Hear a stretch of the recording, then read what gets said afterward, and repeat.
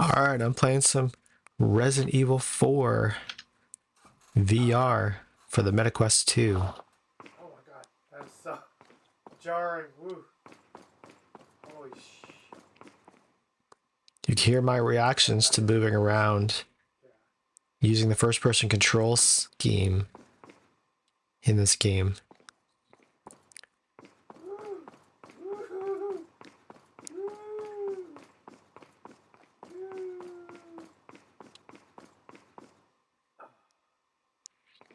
You can't really see it in this recording, but within the headset, there's like this parallax effect, right? There's multiple layers of visuals to help create the 3D effect. Yeah, that is super.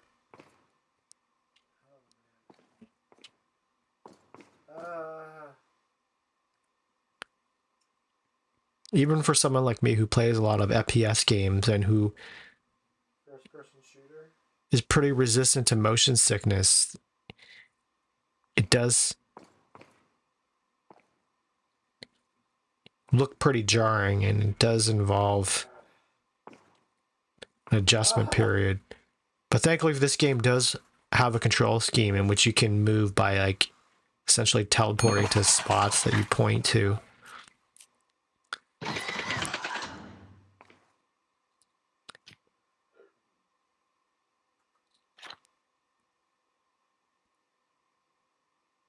So the HUD is instructing me to insert the magazine into the magazine well of the pistol, but I have the option enabled, the setting in which I have to manually release the magazine by pressing a button on the right controller. To be fair, I knowingly and willingly enabled that option, but I didn't really read that description, so like the HUD, the on-screen instructions should reflect that. Oh, you have to press B. Oh, what? Oh my god. Okay.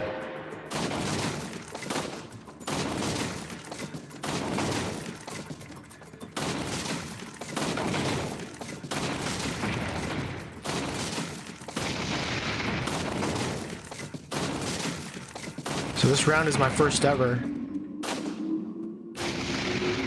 I've missed 2 shots, but otherwise I'm hitting headshots left, right, and center.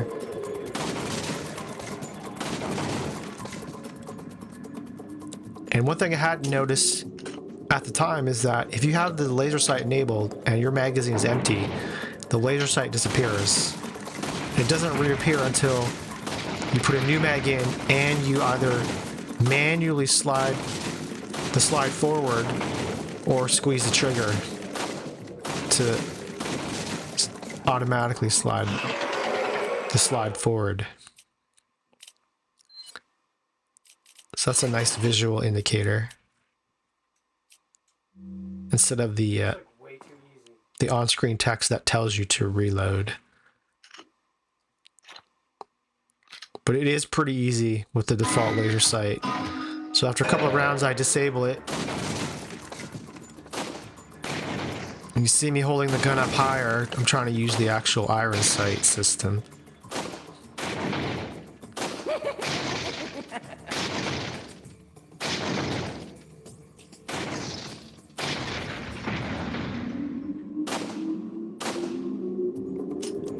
Oh my god.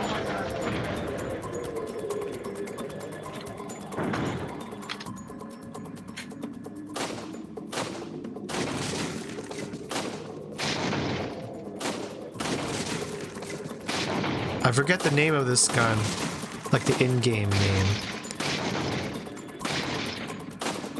All the guns have generic names, but they're based on real models.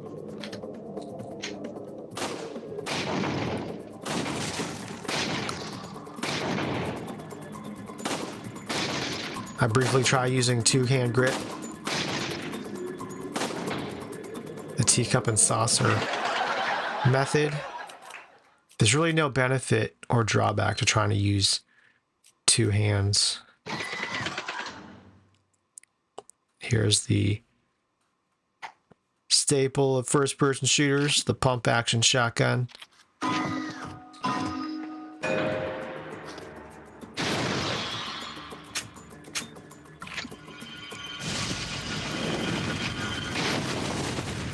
So I've enabled the setting in which I have to manually pump the handle to clear the chamber of the empty shells, but it's not obvious to me this time. Another thing that's not obvious to me is that you just insert one shell. You don't actually insert each shell individually.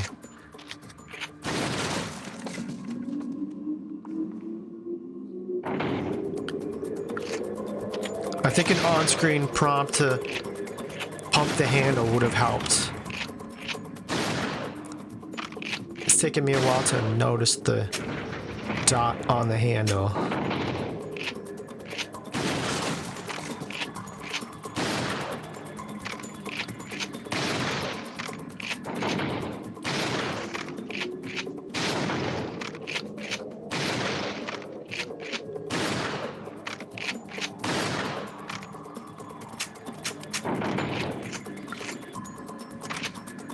Again, see, I just insert one shell and then the game, for convenience sake, treats it as me inserting 12. I think there might be an option to make Leon automatically pump the handle. Oh, yeah, And you notice the way you insert, the way you hold your hand as you insert the shell matters. So you want to do it overhand, so that the shell goes in the correct way. Here's the TMP. Let's start off with the two-hand grip. I missed badly early on.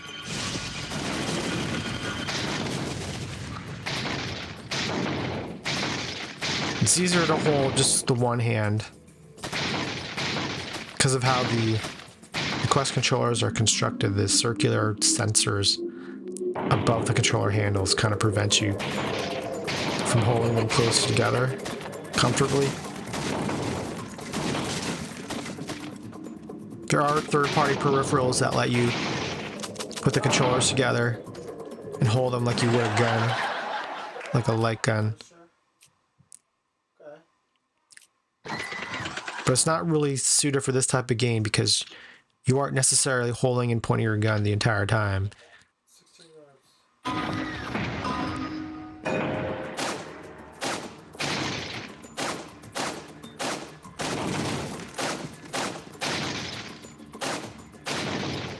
A lot of my misses are like to the right of targets. And also targets on the right are ones that I tend to miss more often compared to targets on the left and in the center.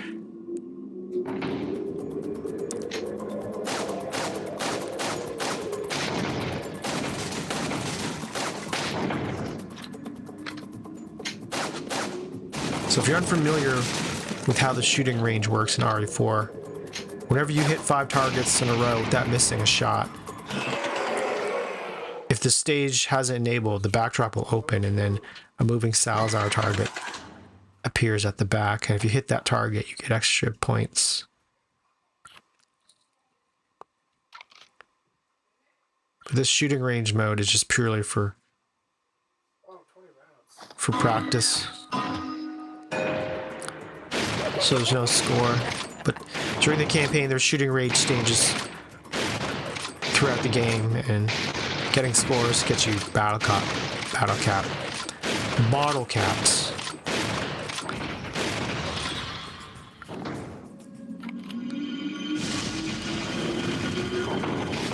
So like with the pump action shotgun, you just insert one shell and the game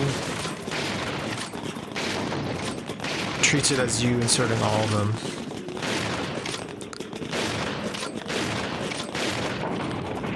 I can see the reasoning for the logic, but I honestly wouldn't mind having to insert each shell individually.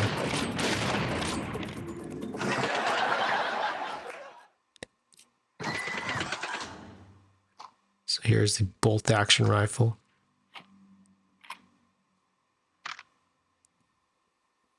And by default, the scoped view shows your ammo display and zoom prompt. You can disable that. The the ammo counter, and I probably will do that going forward.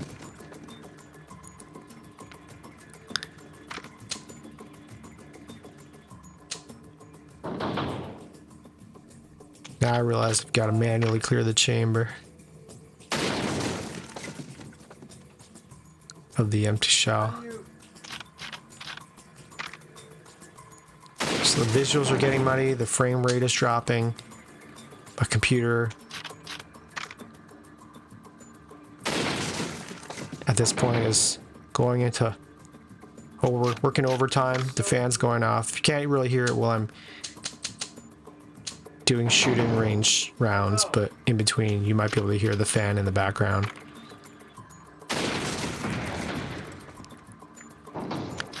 It's a pretty new computer. The model is a few years old. It's a 2018 Mac Mini. I'm using the Intel based processor. It's an i7 6-core, 32 gigabytes of RAM.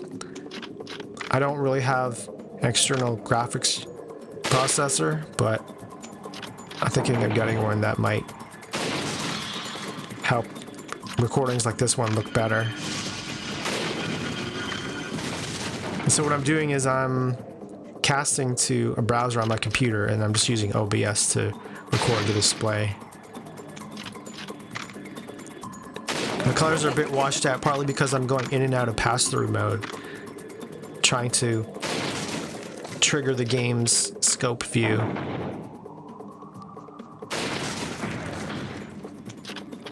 I guess the game recognizes based on the proximity of the controllers to the visor to try to mimic you actually holding the rifle up to your eye line. Move your head. It's inconsistent to say the least, but it is pretty cool. Kind of reminds me of the Silent Scope arcade games. So you can hold the controller however you want, and the game reflects that. For example, holding the gun sideways, having two hands close together. If you're left-handed, you want to use the left controller as the dominant controller. You can do that. You can change that setting.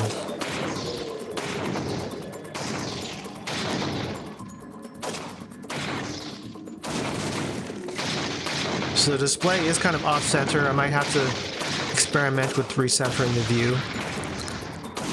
But it's always going to be kind of a little bit off-center because of the way VR headsets work. They're all stereoscopes. That means they all present different images to each eye. That mimics the way we perceive depth, the way binocular vision works. So basically that means whenever you cast to a display, you're really only seeing the display from one lens, one eye. The Quest system has an option for you to choose from which eye to cast, or which lens to cast. That's a new feature.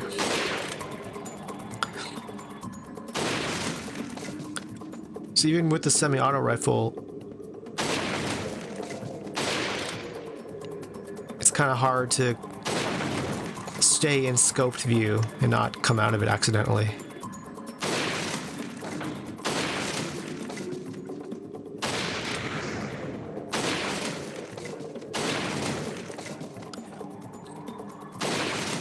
Yeah, I would really like a silent scope type of game. And if you hit targets with the dynamite stick, that will clear the entire range and guarantee that the Salazar target appears. Bad, not bad. Killer 7. But the thing is, though, if you hit the backdrop a certain number of times, then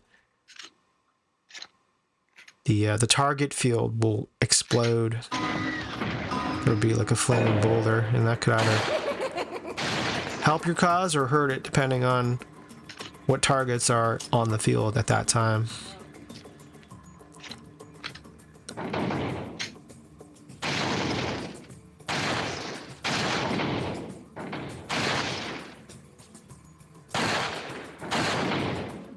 So lady targets normally give you more points compared to the male targets. And of course, the Ashley targets deduct points from your score if you hit them.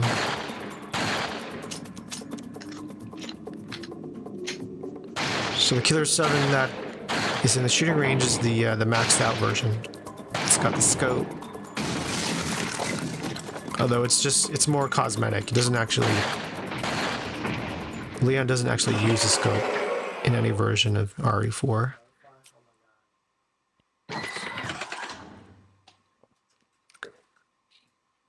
So for the Broken Butterfly, you'll notice that Leon uses a speed reloader at the onset. So you actually just do one reload. It's not like you have to manually insert each round to the chamber. Into each chamber. I mean, that's an upgrade. So I don't know if, I wonder if like the base revolvers in the game where you actually have to manually insert each round.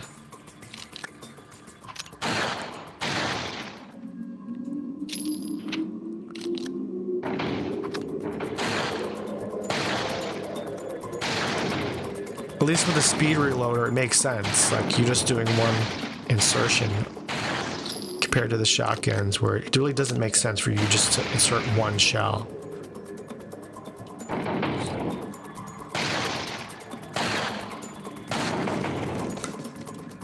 We're doing pretty well with this gun,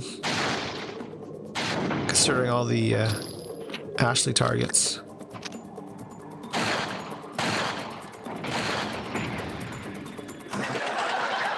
You can kind of tell how well you did based on the soundbite that plays when the round finishes.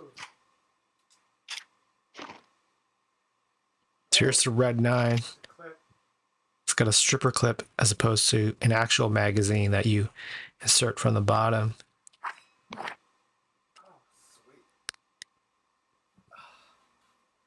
At this point, I recognize you can actually have the knife equipped while you're holding the pistol, kind of like in Metal Gear Solid 3.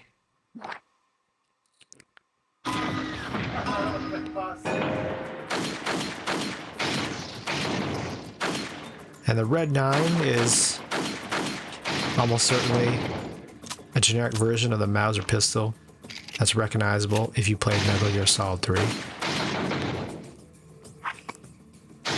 The gun is narrower compared to the other pistols. So that might be why I'm having a hard time hitting targets with it. Because the iron sight, the profile is just narrower, smaller.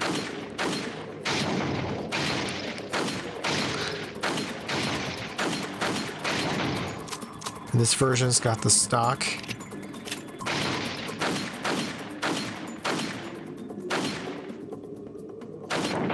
I'm really curious, now that I think about it, because I haven't played the campaign, like the main story, if like the upgrade system is in that game.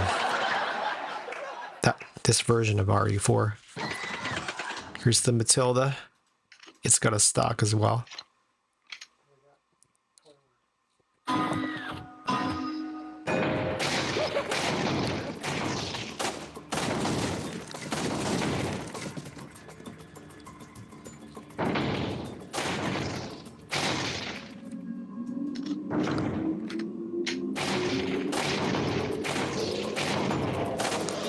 I played RE4 so many times. I think I've beaten it probably, I would say, a dozen times.